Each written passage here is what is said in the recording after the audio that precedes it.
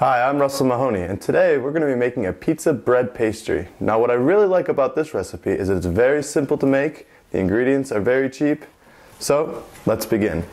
What we have here is we have our yeast starter, and the yeast for this is actually has been a strand of over 100 years old, using the same yeast.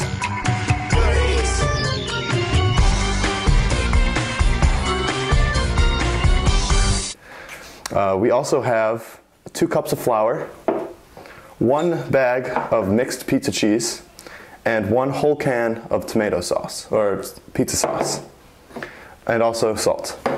Alright, so what we're going to do now is we're going to take our 2 cups of flour, and we're going to add it to this right here, and then we're going to add 2 cups of yeast.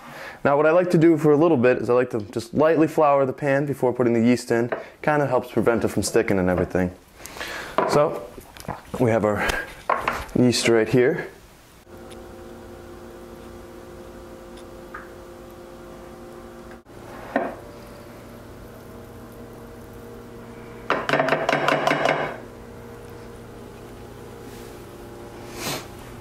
Alright, so now we're going to add the rest of the flour in, and you can do this by adding slowly, maybe a cup at a time, kind of just working it in, making sure it doesn't stick too bad to the sides.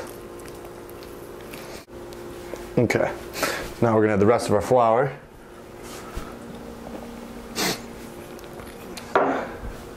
This is the fun part, you get to be a little bit messy. Okay, so we're just going to knead this flour in right into that starter yeast. What we're looking for is for it to not stick to the sides, but still make a good ball, good dough ball.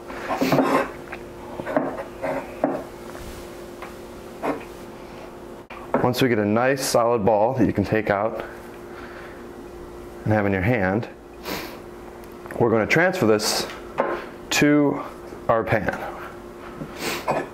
Okay. So what I like to do now is we're going to add a little bit of flour right onto our pan here. Alright, so now we got our pan nice and floured up. So we're going to knead our dough now. You want to work out all those little air, get the dough nice and flat, working it over. All those air bubbles out of there. So now that we have our dough all rolled out, we want to shape it so it's kind of a rectangular shape. So because when we're going to come back, we're going to actually cut slices down there and we're going to weave it in there. So we got our pizza sauce, and we're going to add about a half a jar full of pizza sauce. Slowly, you don't want to make too much sauce. Saturate the pizza. So work that, and what you're doing here is you're going to go right down the middle. You don't want to go too far off to the edges. You want to keep maybe about an inch, inch and a half, because those are going to be rolled up anyway. So now when applying the sauce, it's all kind of more personal preference. If you like a lot of sauce, you add a lot more sauce. If you like a little sauce, don't add as much. But I think that looks good for right now. Okay. So the next thing that we're going to add is we're going to add our cheese.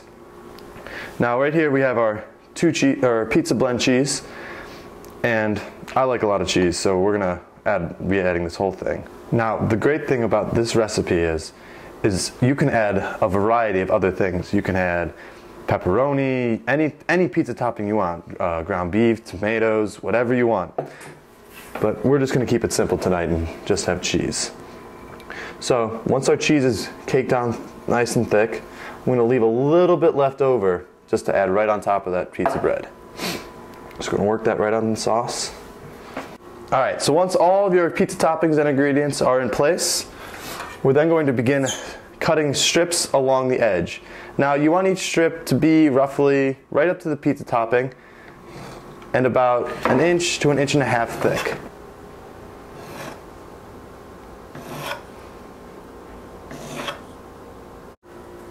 Alright, so once we have our strips, we're going to begin by taking our bottom strip and stretching it over just like this, right across there. Then we go to the other side. And just like a basket, we're going to be weaving our strips in like this. Now once you get a few in, you can go back down here, and you want to tuck in your sides here. So we're going to cut that over like that, Make this look nice and pretty. And pinch it shut if you can. Okay, we'll go right back up. So as we work our way up here, doing the same thing, just weaving back and forth, crossing it over. Now when you get to the end, your ingredients are going to want to kind of push out a little bit, so you're going to just stuff them right back in there. And just like at the bottom, you're going to cross over, tuck in your ends, make it look nice and pretty, and then you're going to seal the ends. Just like that. You want to try to kind of keep it a little tight, just so when you bake it, it doesn't fall apart. Make sure that the dough kind of is sticking to each other before you lay down the next one. All right, so what I'm doing here is I'm just going to flour the base a little bit more before we add it to the oven, just to help prevent it from any kind of sticking right now. So we'll just flour this up, a little bit on the sides there, tuck it in. All right, so now we're ready to bake. Okay, so we're going to take this over to the oven now, and we're going to put it in at 350 degrees. All right, so we're going to put our pizzas in here.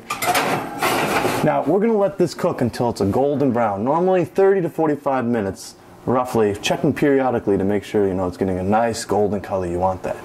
Now, checking period, once you get that golden brown color, we're going to go back in and we're going to put a layer of olive oil on and then sprinkle the rest of that cheese right on top to give that nice, crispy, gooey cheese taste that everyone likes.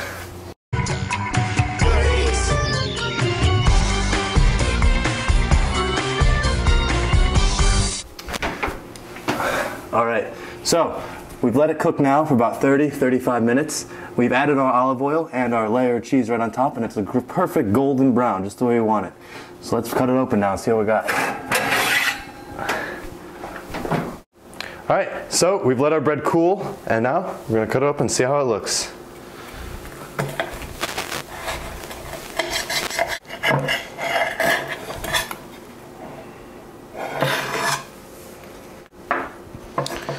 All right, so we're gonna go ahead and place these right up on here.